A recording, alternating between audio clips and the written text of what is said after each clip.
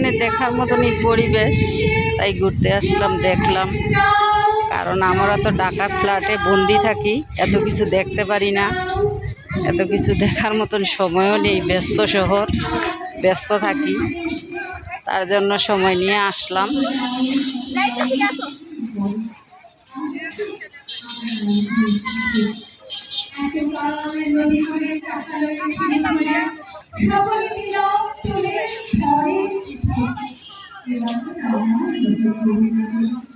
পার্কের ওনারা ঈদের জন্য এই যে এটা সাজিয়েছে, নিচে ঈদ মোবারক লেখা আছে।